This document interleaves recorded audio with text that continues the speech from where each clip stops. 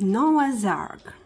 Long ago, when the world was still new, God saw that all was not well. Golden sun still warmed the earth, silver moonlight lit the nights, and the hills, valleys, rivers, and seas were as beautiful as on the day God made them. But the world had changed. The people had become wicked. They hurt one another and caused troubles.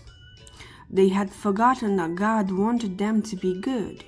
In fact, they had forgotten Him completely. Seeing this made God so unhappy that He wished He'd never made people. He decided that something must be done. As God looked down on the world, His eyes fell upon one man called Noah. He was the only one and the only man on earth who remembered God. He worked hard every day, although he was an old man. Noah's wife, 3 sons, and his sons' wives all worked hard too. They were happy, kind to each other, and good to their neighbors, even though they received no kindness in return. They lived a good life, and it was the sort of life God had hoped all people would live when He created them.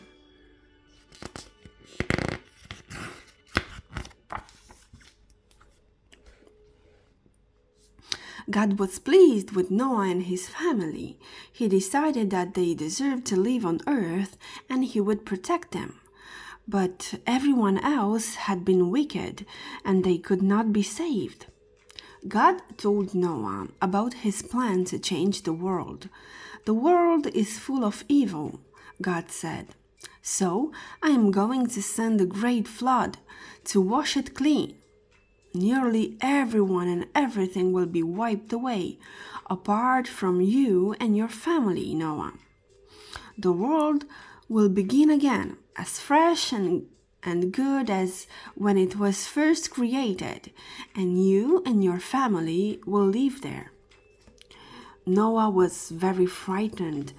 What must I do? He asked, trembling. You should build an ark, said God.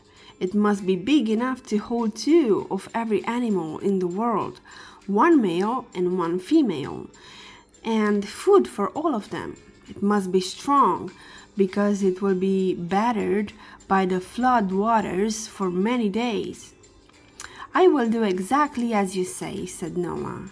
He was glad that he and his family would be saved from the flood, but he was sad about what would happen to the world and all the other people, and worried about what God had told him to do.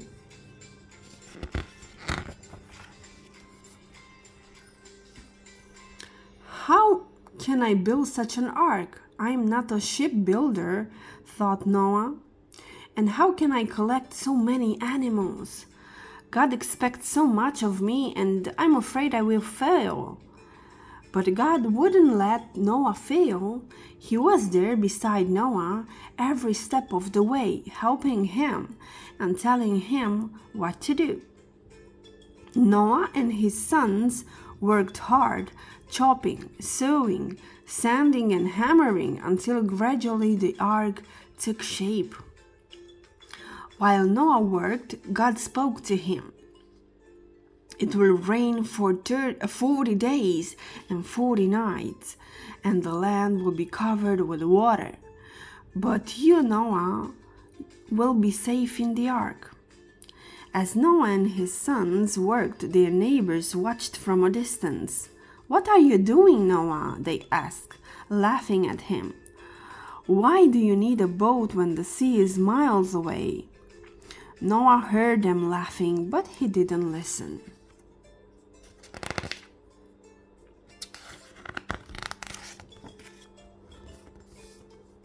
After many weeks, the ark was finished. It was taller, longer, and stronger than any boat there had ever been.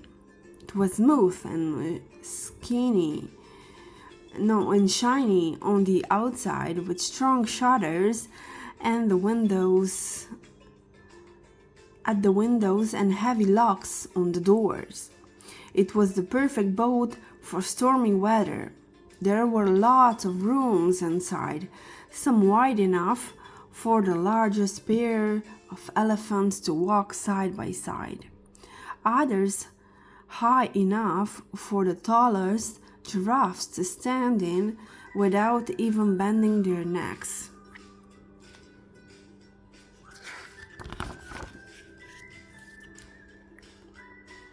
All of the sudden, dark clouds appeared in the sky and thunder rumbled. The people who had been laughing at Noah saw that the weather was changing, and they started to herd for shelter in their own homes. "Perhaps Noah isn't such a fool after all," said one. "There's a storm coming, and he'll be safe and dry inside the ark." Meanwhile, Noah began to gather the animals just as God had told him to. He found a male and female of every creature on earth that hopped, walked, crawled, or flew. There were giant elephants and tiny mice, stripy zebras and spotty leopards, singing birds and hissing snakes, and all the other animals of every shape and size.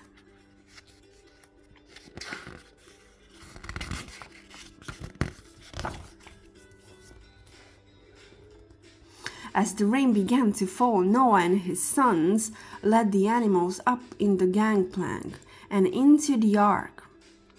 "We don't have much time," thought Noah. The sky turned black and the rain fell harder. Noah's wife, his sons, and their wives made sure all the animals were safely on board. Then they went into the ark. With one last glance at the world he loved, Noah went inside, too, and he shut the heavy door behind him.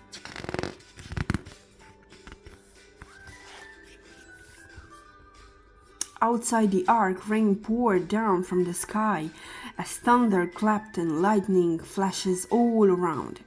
Before long, great big puddles flowed into streams. The streams became rivers and lakes, and then they all joined together into one giant ocean. There was no more land, as the flood water reached over even the tallest mountains, and homes that had once been safe and dry were gone forever. Noah and the animals watched through the windows, safe and dry inside their ark. For 40 days and 40 nights it rained. The ark was pulled and pushed up and down, to and fro, and on the rainwater ocean. Inside, the animals were frightened, and Noah did his best to calm them. He trusted God and knew that all would be well in the end.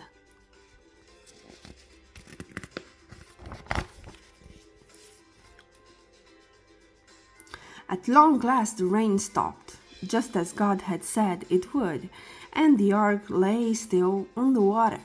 Then strong winds began to blow. Little by little the water level dropped and the tips of the mountains appeared. Soon the ark came to rest on a mountain called Ararat, and it seemed that the ark's journey was over.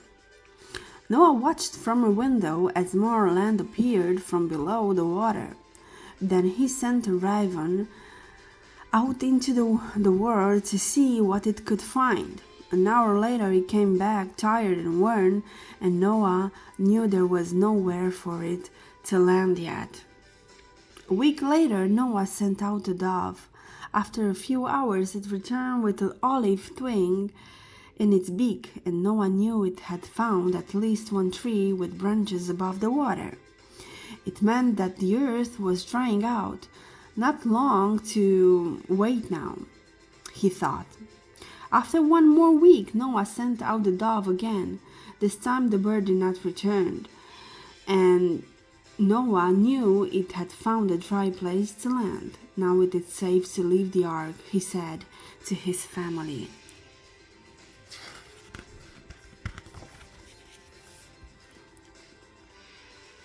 Noah flung open the doors and the animals filed out of the ark. They all raced away in different directions, each glad to finally be free. The deer trotted off to search for fresh green grass to eat, and the ducks waddled down to the cool water to nest. The giraffes walked, and the lions ran. The snakes slithered, and the kangaroos whooped. Soon they would all find new homes and raise their families on the new dry land.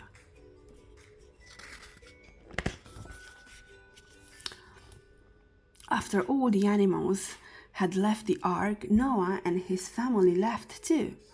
Noah wanted to thank God, so he built an altar of stones and bowed his head to pray. You saved me from the flood and brought me to the dry land again, said Noah. I will always be thankful. God heard Noah's prayer and was pleased. Now is the time for a new beginning on earth, he said. I bless you and your family, and I wish you well. You must have lots of children, so the world will be filled with people again. All of earth's riches belong to you, and you must take care of them. Noah was very grateful. Then God continued, I promise that I will never send another flood to destroy the world, he said. Look up and you will see a sign.